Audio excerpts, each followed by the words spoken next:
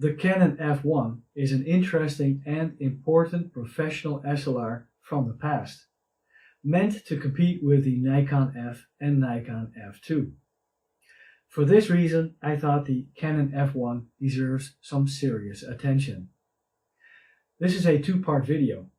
In part 1, I'm going to have a look at the F1 lineup. We will also have a look at the available 50mm 1.8 standard lenses that came out between 1970 and 1980. And I will also be having a detailed look at the camera itself. Before we get started, I would like to say thank you to Hans and Mirjam from the Fotovakhuis in Haarlem for letting me borrow this beautiful camera. So let's get going. Let's first have a look at the F1 lineup and figure out where this specific model fits in. In 1971, Canon introduced the F1, and it also introduced the Canon FD mount with a breech locking ring. In 1976, Canon introduced a revised version of the F1, which was called the F1 small letter N, and there were 13 differences between the F1 and the F1 small letter N. And later in this video, I'm going to give you my top 6 differences between these two cameras. In 1979, Canon introduced the FD mount without the breech locking ring. And in 1981, Canon introduced the new F1. Just a few things I would like to mention. First of all, this specific Canon F1 is the Canon F1 small letter N. So it's the second F1 that came out. And the first F1 and the second F1, the F1N, have interchangeable accessories. That's not the case with the new F1 that came out later in 1981. From my point of view, there are 6 major differences between the first F1 and the second F1 small letter N. Let's have a look at those 6 differences.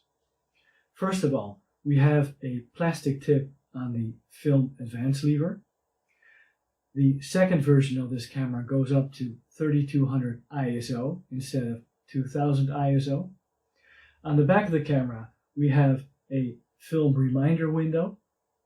On the left of the camera, we have a screw-in PC mount.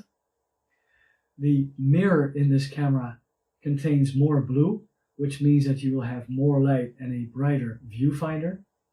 And last but not least, the focusing screen in the second version has both the microprism as well as the split image for focusing on your subject. As far as I'm concerned, those are the 6 major differences out of a total of 13 between the F1 and the F1 small letter N. Before we have a detailed look at the Canon F1, I thought I would quickly touch base with you on 5 standard 50mm 1.8 lenses that Canon brought out between 1971 and 1979. In 1971, Canon brought out 2 of these standard lenses. The only difference between these two is the aperture lever. In 1973, Canon brought out a 50mm 1.8 SC, which stands for spectra coating. And in 1976, a second version of this lens with spectra coating was brought out. Now you're probably asking yourself, what is the difference between the 1973 and the 1976 version? Well, there are actually 2 differences. The 73 version had a 6-blade aperture, the 76 version a 5-blade aperture, and the 76 version was lighter in weight. In 1979, Canon brought out the Canon FD 50mm 1.8 with a new FD lens mount without the breech locking ring. So all in all, in 8 years, Canon brought out 5 versions of the 50mm 1.8 standard lens. The lens on this specific camera is the second version of the 50mm 1.8 SC, which was brought out in 1976. Let's now have a detailed look at this camera.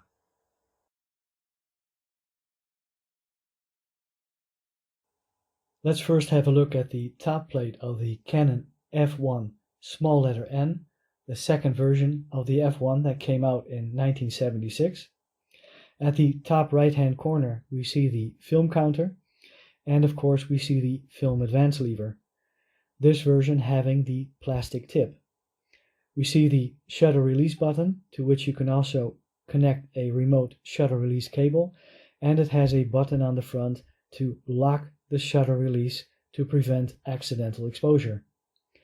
We have the shutter speed dial, which range from B bulb mode through to 1/2000 of a second, and by pulling up the outer ring of this dial we can adjust the ISO level, and this version goes up to a maximum of 3200. We also see a small coupling pin, which is meant to connect to the Servo EE viewfinder, which was available separately.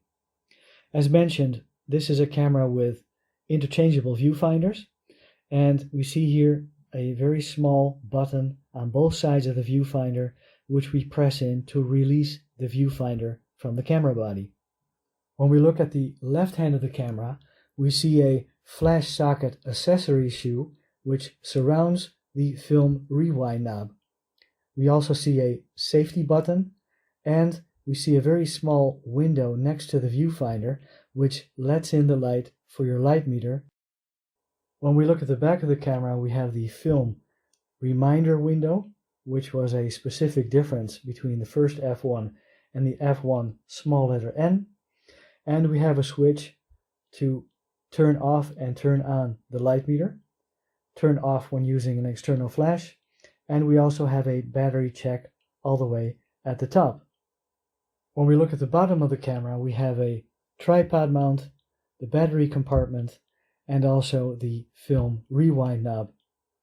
When we look at the front of the camera, in this case we see the standard 50mm 1.8 SC lens, the spectra coating lens, and we see a lever for when using Canon FL lenses, with which you need to use stop-down metering. So if we press this lever towards the camera, you can see that the aperture is stopping down. And you can also put it into the locking position by clicking this lever into the lock position, then this lever towards the lens, which locks it in place. And we can again press this lever to release it again. As I mentioned, early FD lenses had a breech lock ring, which you easily turn to the left to loosen the ring to take off the lens. This specific idea was meant to prevent wear on the lens and the lens mount, and also to prevent wear on the contacts between the lens and the camera body.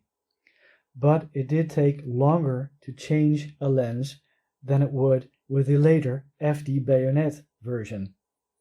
Let me give you a quick overview of all the external interchangeable viewfinders that were available for the F1 and the F1 small letter N.